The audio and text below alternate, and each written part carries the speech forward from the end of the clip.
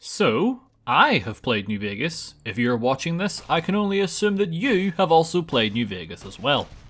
Our playthroughs are more than likely incredibly different given the game's open-ended nature and the freedom that provides. However, something that more than likely overlapped was the fact that we both replaced the 9mm pistol as soon as possible. We then probably never even thought about using it again, given that it is your starting weapon in most scenarios. Haha, well, not today. It's a weapon restricted run, and one that has been requested for quite a long time now, so it's finally time to figure out, can you beat Fallout New Vegas with only the 9mm pistol? Rules are rather straightforward. In combat, all I can use is a 9mm pistol. Like usual in similar runs, no doubt this will cause me to rethink how I tackle certain combat scenarios, given the gun's less than stellar damage output. Now with all that out of the way, let's begin. If I am being relegated to using a single pistol for the entire run, then I think it's only fitting that he makes his return after 3 long years. For specials, I make sure I have the strength requirement for the pistol, and then bumped intelligence, agility, and luck to 9. Luck will help with damage thanks to crits, agility and VATs will help cover my lackluster aim, and then intelligence, because I like skill points, and anything lower than that makes increasing skills feel like an absolute grind to me. For tag skills, I go with guns, medicine, and repair. Keeping me and my pistol healthy as well as doing max damage is a surefire way to victory. Finally for traits, I take skilled, as per usual, along with built to destroy. A higher crit chance just seemed like a good idea at the time, plus repairs shouldn't be an issue given how common 9mm are, especially in the early game. That goes for the ammo as well, as I can purchase an extra 37 rounds from Chet as soon as I leave Doc Mitchell's house. Given the abundance of ammo for the gun, it is nice that I won't have to keep repeating myself in the script, saying things like, and then I went back and got more bullets. Stuff like that can get very repetitive. I take out the local bottles and then Joe Cobb, as per usual, because I hate the powder gangers. Go over soon. I'm going to get my friends and we're burning this town. Not my problem. Deserved it. May as well continue that hate, so I meet up with Ringo, one part for quest XP, and another for the ammo he has lying around near him. I'm sure he'll be fine without it. Thanks to some temporary skill books I was able to procure from the saloon in Chet, I was able to get the assistance from all of the townsfolk. Yes, I may not be able to use Easy Piece Dynamite, but I can cycle it back into the economy at Chet's, so therefore it all works out in the end. That's basically what I did with the powder ganger's belongings as well. Like I said, it's an early game weapon, so it will do me just fine for a while. That is, until I decide to tackle something a bit more impressive than blue suit gimp wearing explosives fetishists. Before leaving town, I made sure to grab Benny's cigarette butt so that I can shout at him for littering, and then I go and potentially waste a bunch more ammo on the rad scorpions near the memorial. I managed to kill them, don't get me wrong, I'm just not sure if the 23 XP was worth all the ammo. Well, clearly at the time it didn't faze me, as not 2 minutes later, I did the exact same thing to a giant rad scorpion. Praise be to bad AI pathing, otherwise this probably would have resulted in a lot of scraping and licking to get rid of the poison. I'm not really here for much right now other than to make some easy caps and fix Snuffles' leg. Oh, and I also marked Hidden Valley for convenience later on, as well as the easy XP that can be gained by hunting down mark scorpions. By the time I am done, I am nearly out of ammo, again, so it's just a matter of waiting a few days for Chet to fill me back up, to the point where I'm more than happy to go killing again. In the case of my next kill, that being Martin Thorne, I'm actually able to make more ammo. As I said, a lot of the early game enemies tend to carry 9mm pistols, so repairs and ammo will be abundant.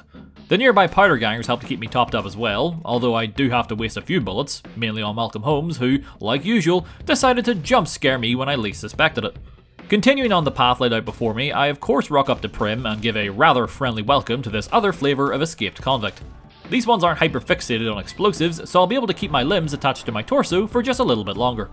Their leader can be a minor annoyance at the best of times with his incinerator, but not today though, as like always in New Vegas, my high-spec luck build proves why it is indeed the best. I grab everything that the convicts had on their persons, free beagle, promote the only competent person in town to sheriff, and then as a result hit level 4. At the moment, I'm just trying to maximise my repair skill, so I do just that, and then grab the educated perk to double down on the idea. The jackals get shot up simply because I want their clothes for money, which I then sell to the nearby merchants to get more ammo, supplies, and a set of reinforced leather armour. Considering I picked up light touch and plan to grab travel light at some stage, this is a really worthwhile purchase. Shocking none of you, I head into the Mojave outpost to befriend Major Knight. Should I somehow run out of pistols for repairs, he will serve as a valid alternative. Seeing how I'm here, and by this stage I have a set few things I seem to do in 90% of my runs, I agree to help out Jackson, for no reason other than the satisfaction I'll obtain from seeing just how many bullets it takes to stop an ant.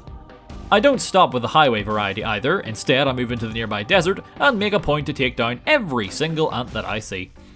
No reason not to after all, they are weak, stupid, and provide a good amount of experience for this early in the game, which is more than welcome. We are going to hit the point soon where I will need to be squeezing as much damage out of the gun as possible should I wish to survive. The weakness hasn't set in just yet. As you can see, I have absolutely no issues dispatching the Volpes and his men.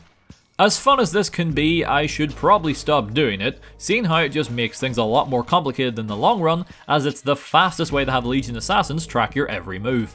We shall cross that bridge when we come to it. As for now, I go bighorner hunting up in the mountains. Just like the ants, it's easy levels for minimum effort on my part, so I'll happily take it. In fact, I managed to reach level 6 doing so, and can already max out my repair skill. From here, everything will probably be put into guns, followed by maybe medicine. It's a rather uneventful trip to Novak. I run into a few different Legion groups, but it's still early days, so nothing we can't handle for the time. In the end, any gun is still better than those pointy sticks. I help the townsfolk with their mundane tasks, such as helping Boone get revenge on the wife that he killed, followed by revealing the horrors of war to an ex-NCR vet. I did balance this out by murdering half of the town's guards though. I couldn't remember if you could just find a beret in Manny's house, so instead I killed him for the one on his head. Simply because I wanted that slightly increased crit chance. This did come in handy right away, because as expected, not 2 minutes after leaving town, the assassins are here for my ass. A combination of luck, drugs, reinforced leather armor, and toughness allow me to become quite the tank. I'm actually kind of surprised by how well that went. I was honestly expecting to barely put up a fight. Maybe the pistol is actually better than I thought? No time to think about that, as I still have a vendetta on the ant population, fire breathing or otherwise. As I am in the area around the dry lake, I think it was time to head over to Vault 11 and grab the parts the Brotherhood would need later. I figured that if I'm going to be running across the dam with just the 9mm, then going a little out of my way for some extra assistance would prove to be a very good idea. Like most of the vaults, it's more about the story and atmosphere than anything challenging. Mantises and rats barely tickle at this stage. What I am saying is I'll be in and out in about 5 minutes. Assuming I don't get lost on the way out, as I always forget to check the local map. Once I am out of the Ungopher Run Pop Risen, the 188 was up next. Now, mods for the 9mm pistol are allowed of course, but in a cruel twist of fate, I wasn't able to find most of them. And I'm pretty sure I checked every vendor. It's not a big deal as they aren't game changing or anything, but still I thought it was worth bringing up. After resupplying at the trading post, I jogged down to Boulder City to put my caps to good use and essentially pay off the NCR so that the cans may go free. Works out the same as passing the speech check, only I'm now down 500 caps. I do want money though, so after I'm finished here, it's off to Hoover Dam to grab the snow globe, plus if I'm siding with the NCR, it helps to be able to fast travel to Hoover Dam. For old time's sake, I also brought Kowalski along for the ride. In the mindset of picking up helpful locations for later in the run, I began making my way for the crashed bomber. The lake lurks aren't as defense heavy as I thought, so my encounter with the ones on the beach is actually relatively danger free. The same could not be said about those on the barge, however. It is my own fault, I got overconfident and as a result had my brain absolutely scrambled beyond belief. Fortunately, I was smart enough to save before beefing with the crabman, so I am back in mere moments for round 2. This time I just used and abused VATS to get the job done.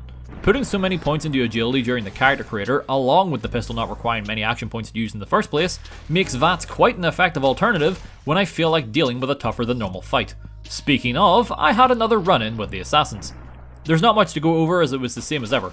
I managed to come out on top, but the damage was already done as it caused me to use most of my healing supplies. After they were out of the way, I grab one of the holotapes for the Brotherhood inside of the Repcom building. Making it to Freeside, and I take the initiative and kill Oris by way of XCOM, and then agree to help out the King. Although I will do that later, as for now we have a score to settle with Benny. Thankfully, loyalty is a fickle thing when it comes to the chairman, so some old cigarette butts, a lighter, and a note is more than enough to convince Swank here that I need to kill his boss inside the casino. Benny didn't react to my presence at all. That was until I pulled out the gun. That's not a good idea. It in fact was. Killing Benny and taking the chip gives me the big XP rewards, pushing me to level 10, and like any self-respecting luck build, I immediately grab Finesse for 5% extra crit chance. Speaking of luck, I spent the next 10 minutes clearing out the tops. I don't bother with the other casinos for now, as this will be more than enough money, perhaps for the rest of the run in fact. Let's keep in mind I've been grabbing those snow globes as well after all. Wanna guess what I spent the caps on? With 100% more metal inside my body, I returned to Hidden Valley to grab the second holotape, as well as to push around some centaurs and finish the crazy quest. I won't bother going over the cheese method as I've shown it more than enough times by now, so instead, enjoy this unedited clip of New Vegas just being New Vegas.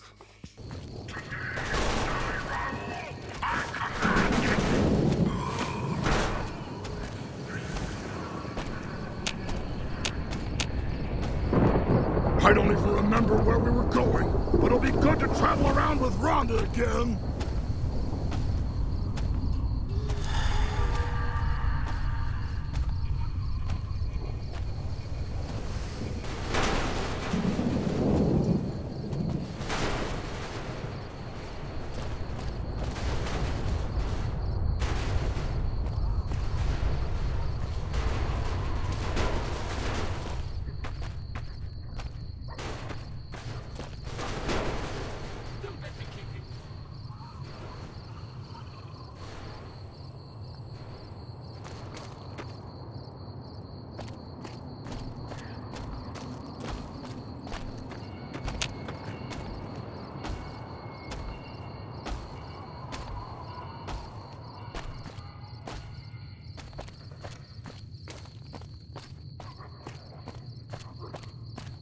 Okay, anyway, I need levels, no way around it.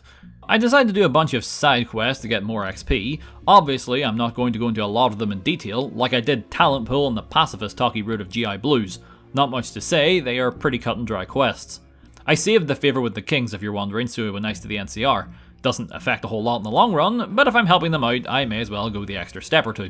After getting my reward from Big Tommy, I figured I may as well go put an end to Mr. House. I did make sure to hand over the snow globes beforehand though, so don't worry. Normally, when following the NCR, my next objective would be to wipe out the Omertas, Khans and Brotherhood, yet, oddly enough, I did none of those.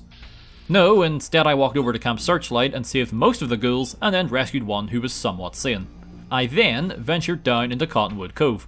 I know what you're thinking, and sadly the answer is no, I did not go on a massive killing spree with a pistol in and around the camp like good old Abe would want. I just didn't exactly feel like wasting all of the ammo and stim packs. No, rather I agreed to help Caesar shut down the bunker.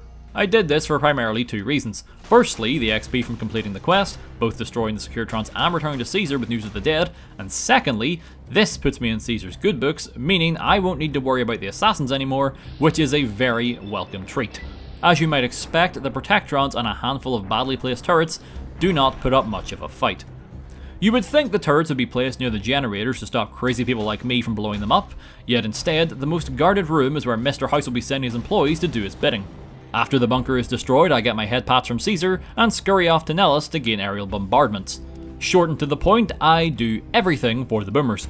Having increased all of my skills as much as I have, I am easily able to bypass all of their skill checks for some very quick approval. Not the ants though, they still get to eat lead. Once we're all singing Kumbaya together, I can fast travel back to the bomber, realise it doesn't spawn you above it, and have to go swimming again, and then raise it and enlist them into the core. Again, could have easily just riddled them with bullets, but I really wanted that rebreather. Sure, it provides some extra protection, but truly, I just think it looks cool. Fashion over function after all. On the way out, I grab the last holotape that I will need for the Brotherhood to consider me friends. I'm now at the part of the story where I'm able to meet with Mur at Hoover Dam. That's all well and good, but this just reminds me that Barton is indeed a character that exists, and better yet, he is willing to sell me 3,356 9mm rounds. Naturally, I take them all. I would like to think that's me set for ammo for the rest of the run, but you can never really be too sure. Not wanting to deal with Dobson for once, I briefly employed the services of Veronica the Key to let me inside the Hidden Valley bunker without the whole runaround. It saves me like 2, maybe 3 minutes in the long run, but I think I've made Per Dobson's life a train wreck in more than a few runs this year alone, so letting him off the hook just this once seemed like the right thing to do. I hand the 3 MacGuffins over to McNamara, and then he says, "Great, do you want to do it again?" I say no, but go ahead and speak with the 3 scouts anyway, return, and get sent on another hunt for 3 items. It feels like Fallout 3's DLC with how everything is happening in threes. I am now going to kill 2 birds with 1 stone though. The Brotherhood's assistance will be very much appreciated at the end of the run. But the thing is, they only really help out during the interior section of the dam, not so much on the run to the camp, and especially not with the Legate himself. You know who does help though? The Enclave. Yeah, I've been asked more than a few times why I don't get the assistance of the Enclave, especially in runs like this where I am substantially weaker than I would like by the end. The truth is, I just can't be bothered with their questline. Plus, I think it can take away from the difficulty of the final encounter quite a bit. That may just be some foreshadowing for this run, FYI. So, in other words, I am going to make this video the outlier and actually get their help. That just means I can point to this video the next time someone asks me why I don't get their assistance. Of course, we cannot just go straight for their bunker, they're all senior citizens now, so have scattered to the winds. Thankfully, all within walking distance mind you, but still. However, before we get down with the old meet and greet, there is the matter of getting the quest, which can only happen once you have gained enough trust with Arcade Ganondorf. Just like the rest of the companions, this is done by simply sightseeing with him to specific locations. Which, thankfully, I've already visited beforehand, so it's just a matter of fast travelling to said locations, speaking with Shazam, and then rinse and repeating until he gives me the all clear. For the 2 birds with 1 stone comment I mentioned earlier, this is because I have to take him to Camp McCarran to trigger his voice lines, which I was going to come that way anyway to get the extra quest for Dr. Hildern for Vault 22. I don't need it to get the Brotherhood's special item, but I figured there was no harm in doing multiple quests. All of the people we need to speak with are very simple yeses, the sole exception being Dr. Henry, who won't budge until we help him with the Nightkin problem. I've already got the arcade cabinet in tow, so I don't bother bringing Lily along for the Night Stalker smashing. To be fair, as I saw in my New Vegas group video, he can more than hold his own in a fight. In fact, that's underselling it, his DPS is absurd. I am also pushing level 18 by this stage, so I too can output some good damage. Before long, we clear the cave, kindly convince Keen not to prove the NCR's point about super mutants, and now Dr. Henry will agree to meet up with the rest of the remnants at their secret clubhouse, which is conveniently just outside of Jacobstown. The ending of this quest is rather anticlimactic. They ask me who to support, I say NCR, they all say yep, one guy says nope, I say yes again but louder, and then he goes yeah alright. They also teach me how to use power armor and give me a set of remnants armor. It is the set first seen in Fallout 2, meaning it weaponizes your nostalgia to have one of the single highest armor ratings in the entire game. The thing is, I have gotten so used to running around with Travel Light at this point, plus my perk that gives me a higher crit chance while in light armor, that I don't immediately wear the set. Granted, I can see it being invaluable later on. Up next on the chopping block of extra objectives is Vault 22. Honestly, the hardest part is just getting to the vault. Cazadors are never a good time. Granted, aiming solely for their wings is a way to alleviate some of the pain, plus it makes you feel good now they are the ones crawling around the ground. There's no messing around inside Vault 22, I just grab what I need for the Brotherhood and Dr. Hildern and then immediately leave. It's a cool vault the first few times you visit, what with the green Trog reskins and piranha plants, but after going through multiple times, it becomes a bit of a chore. All that leaves is Vault 3, home of the Fiends. Let's be honest, if Fiends were proving to be an issue by this late in the game, I would be concerned. I ended up talking my way into the vault though, mainly because I wasn't quite sure what to do with the cans at this time, and didn't want to risk messing up one of their quests. Well, having the cans fresh in my mind made me decide to go and sort them out now. Having been chased by assassins so many times this run, I decided I wanted to be on the safe end for a change, and opted to assassinate Papa Khan so that Regis would lead and side with the NCR.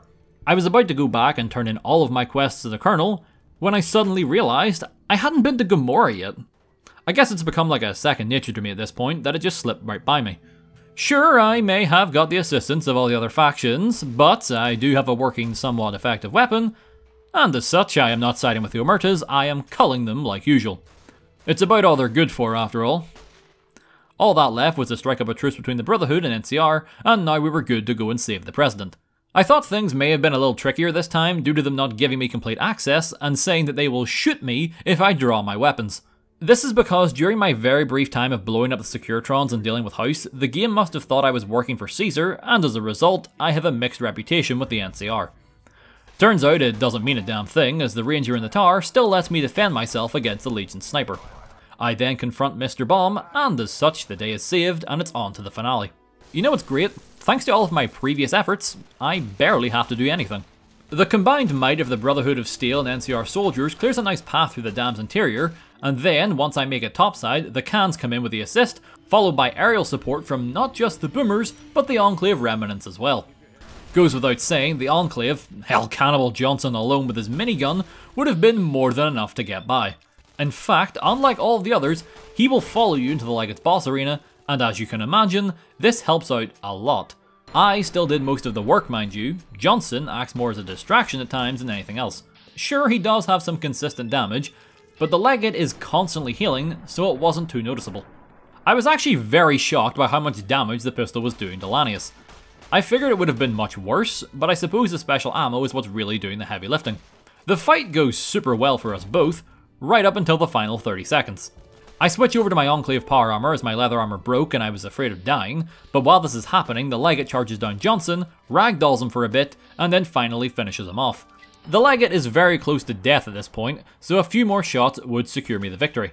To be extra snazzy, I made sure to land the final hit in VATS, at the entrance to the camp no less, so that the final shot in the Legate would take place at the exact moment Oliver blew open the door to congratulate me on a job well done. With that, my character is now deaf, the day is won, the game is done, proving yes, you can indeed beat Fallout New Vegas with the 9mm pistol. It was fun to use the pistol, I won't lie. It's probably one of the few times I've used a non-revolver pistol in New Vegas, if I'm being honest. And like I said, it was nowhere near as bad as I thought it was going to be going in. But that'll do for my final thoughts. This may have been recorded back in March, but I know what day this was uploaded. I thank you for coming to watch the video on the 13-year-old game, but go back to playing Starfield. I can guarantee you it's exactly what I'm doing at this very moment. Regardless, that's going to be on this challenge video. If you enjoyed what you saw, consider giving the video a like, and you're interested in more challenges in the future, feel free to subscribe. Try to one of these videos every week. My name is Nerbit, stay safe everyone, I'll see y'all in the next video.